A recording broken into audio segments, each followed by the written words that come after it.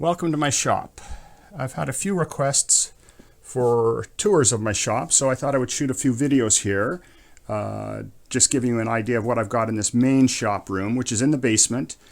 We've been here for 22 years, and the shop has evolved over that time. It's about 36 feet by 13 feet, and I'll just pan here with the camera to give you a general idea, and then I can get some more videos showing you more details of some of the areas. So you can see it's fairly well equipped here as I come back around. And here's the entrance to the shop here.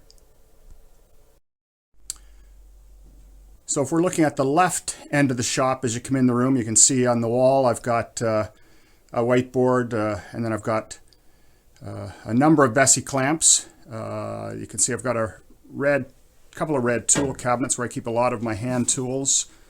And then on the end of the shop, I've got my bench. You can see I've got some of my routers overhead on the shelf there. In the back corner, I've got an Oneida dust collector, which is connected to all of my machines, all the stationary machines at least, and it does an amazing job. I've got the two WIN environmental filters, so it does an amazing job keeping the dust out of the air. And if I move into the back here, I'm in the far left end of the shop for this shot. You can see I've got the dust collector here, as I mentioned in the last video. And if we swing around, you'll see I've got a dual drum sander here. I only use this with a single drum.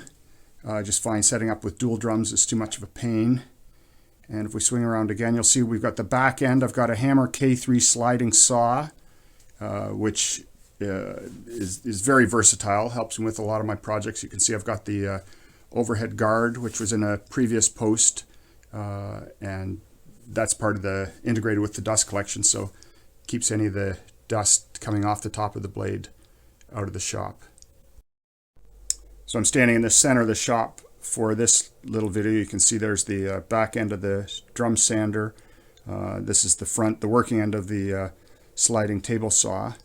And if I swing around here, you'll see I've got a Delta DJ20 8-inch jointer. I've got that equipped with a Bird helical head, which is great. It's got the carbide insert, so I don't have to worry about sharpening the blades and reinstalling them.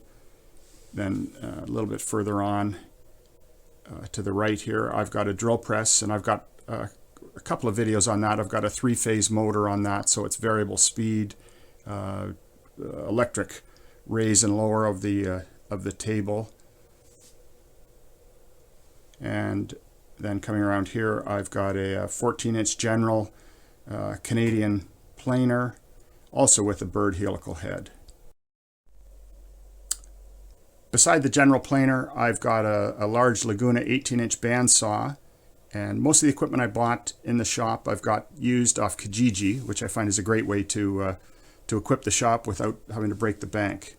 And if we swing around a little bit more, we'll get to my Hammer F3 shaper, although you can't see the cutter head because of the power feeder on there.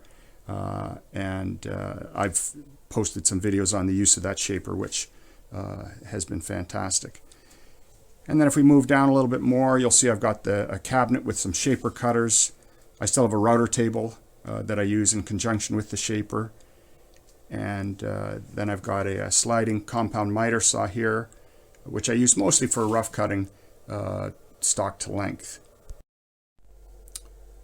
So I'm in the right end of the shop now when you come in from the main door, and you can see I've got a slow speed grinder for sharpening my lathe tools. I've got a General 260 lathe. Right now it's set up for buffing. I was doing some pens, and so I buff those when they're done. You can see I've got quite a number of chisels on the back wall that the gentleman I bought the lathe from, those were included. And then I've got another small sharpening thing in a cabinet there with other lathe accessories. I've got a General 490 bandsaw here, which I've got equipped with a smaller blade, so I do use that more for curved work, whereas I use the larger Laguna for resawing and larger stock. And beside the general bandsaw, this is the newest addition to the shop, a Felder slot mortiser, which I've been taking advantage of quite a bit for the coffee table that I'm making. You may have seen some of the videos on that and the pictures.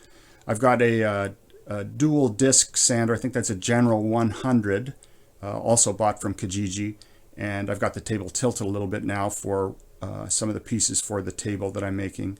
And you can see I've got integrated dust collection for that.